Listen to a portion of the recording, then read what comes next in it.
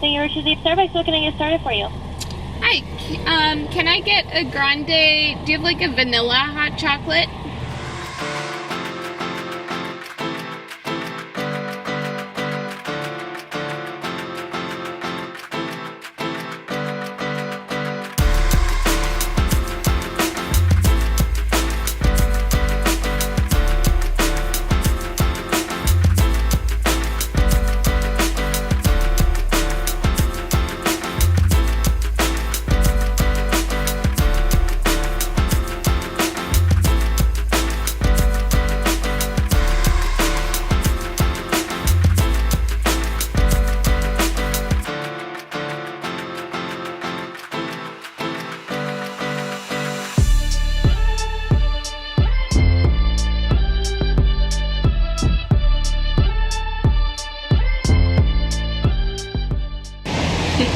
We're just about to go in and see Hamilton. That's right. We somehow got tickets months and months and months ago for Hamilton in Portland, so it's been a fun day trip, and I can't wait to see the show. I can't stop listening to the soundtrack.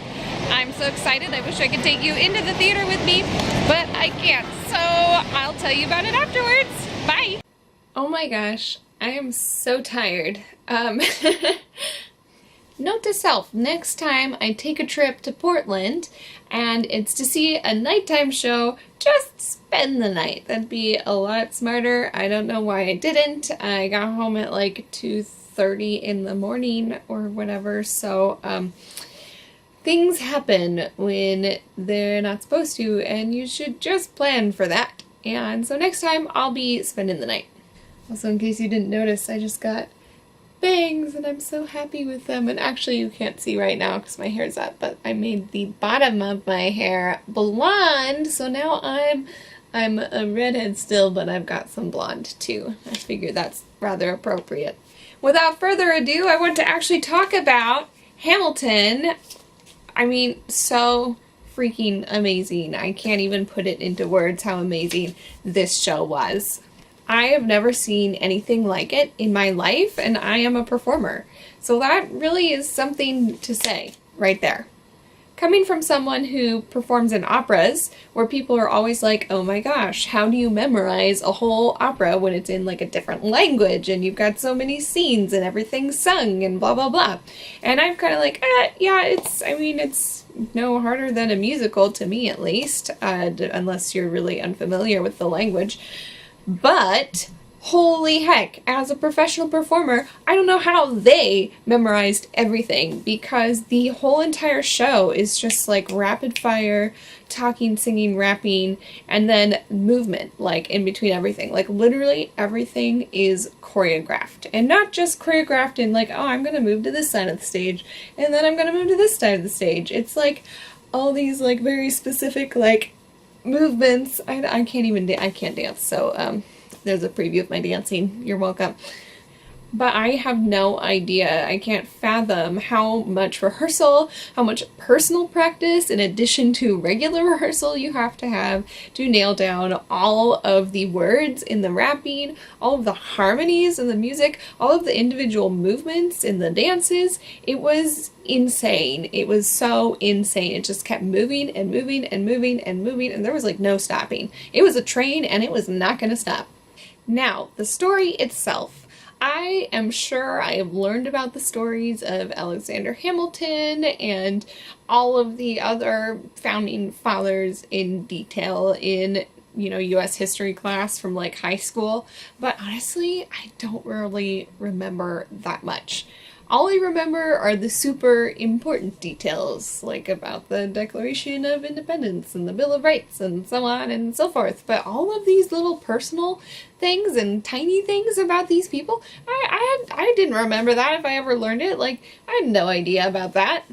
And it wasn't so detailed that it was like boring to watch. It was so interesting. All of these little details and minute things made me want to learn so much more. Like now I want to go and break out a history book or biographies of all of these characters and actually read up further on their lives, because I feel like I missed something, because this was so interesting and I was never interested in US history. I was always interested in like ancient history and, all these other things, European history, but not U.S. Probably because we learned about Lewis and Clark every single year for 10 years, because I live in Washington State, and that's all you learn. But Lin-Manuel Miranda, the person who wrote the lyrics, the music, everything for this show, is just a genius. He's so brilliant. He made it so that you got all of these facts about history itself, but he also brought in the human element. So these weren't just historical figures. They were like actual real people you could identify with, and he put everything into terms we would use nowadays. So all of the founding fathers were like hanging out with the bros, but you got their reasons behind what they were doing and behind their choices, and it made it so human. Like, you got it. You just felt it in your heart. Like, oh, that's just not like something in a book somewhere. This is like real. This is real, man. The costuming was fantastic. In some places it was minimal, especially for like the background dancers and things, but that actually was really good because it made it non-distracting, especially since they were moving so much on stage. And then the costumes for the three Schuyler sisters were just so breathtaking.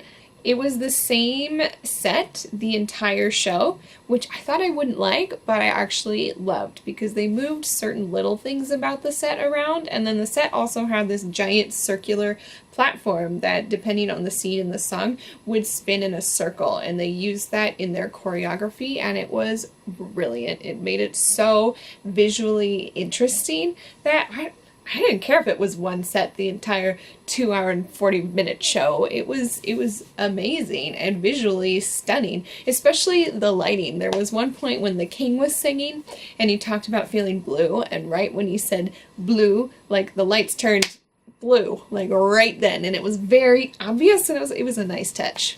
There were only a couple characters that every now and again I had trouble understanding what they were saying, and I'm not quite sure if it was a diction issue or if it was a microphone issue, because they were having technical difficulties at the start of the show, and the show actually started about 20-some minutes late.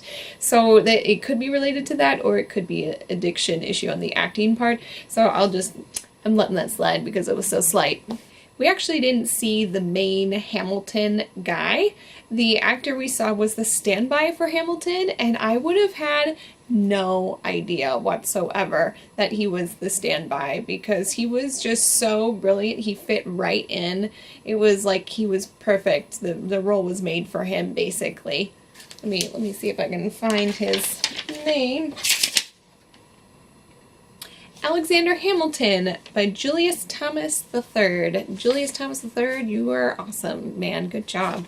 Also, I don't know if you know this, but about like Broadways and traveling casts, a lot of them have not, if you're an understudy, you don't just have to learn one role. Sometimes you have to learn like the ensemble roles too, and then sometimes you also have to learn a second role to understudy. And I think like a lot of these characters had to learn 2 roles if they were an understudy from what I was seeing in here, and that's insane. Like I was saying, how do you, in the first place, how do you memorize all of the movement and the words? Because like it's not like songs where like you might have choruses that are repeated and you might like it takes longer to sing. A lot of this show, the bulk of it, I would say, was actually rapping, which is a lot more rapid fire in the words. So you have to memorize so many more words than an average show, and that can be really difficult. I'm positive. They must be like magical. That's what I'm gonna deduct it to. They're unicorns, basically. If you haven't seen it, if you don't know the stories, and if you don't want to know anything, you might want to fast forward a little bit here. This is like a minor spoiler alert. I did cry twice in the show. I cried when the son died. I'm trying to find the actual song name. I think the song might have been It's Quiet Uptown in the second act when the son had died. And I cried. I couldn't help it. I was so touched by that. I mean, a child's death, thinking about it and like is enough to cry, but actually seeing them go through it on stage and then sing about it. As an actor, that's so hard to act without letting that touch your emotions. You really have to separate yourself from that, but still make it like so passionate so other people feel that moment. So props to them for that. And then I cried in the finale when Alexander Hamilton passed away, and then he was going to meet his wife again, and this lovely scene there, and I was just like, like too much. It was too much for me. I was dead. I was dying in the audience. I was definitely had like tears were not just like welling up in my eyelashes, they were like coming down my face. I hope that Lin-Manuel Miranda creates more shows like this, shows that are historical, maybe even shows that are fiction, but have a majority of rapping and hip-hop music and whatever, because I think a ton of people connect with that, and that's a way to get a lot more people into the theater and to keep musical theater like alive and profitable. This show clearly has touched a lot of people. I was so lucky to get tickets, like maybe even 10 months ago is when I had gotten tickets, I want to say. So, man, I feel so blessed because I know actual Broadway, this show is booked out like way in advance. If you get a chance, go check out Hamilton, see the show. It is worth the ticket prices. Get good seats. You'll want them, even though, like, if you can only afford the nosebleed seats like I did, you'll still feel touched by the show. But if you can get good seats, you want them. Otherwise, check out the soundtrack and support the musicians that way, because this is incredible music just to listen to. I've done that a few times before I actually went to the show, and I'm glad I did, because with a really rapid-fire rap, it can be hard to catch everything. You have to be listening like really hard, and if there's any issue like with the theater, you want to make sure that you know the words. Okay, y'all, I'm gonna take a nap now. I will see you in my next vlog on Monday. And subscribe, please. Pretty please with a cherry on top.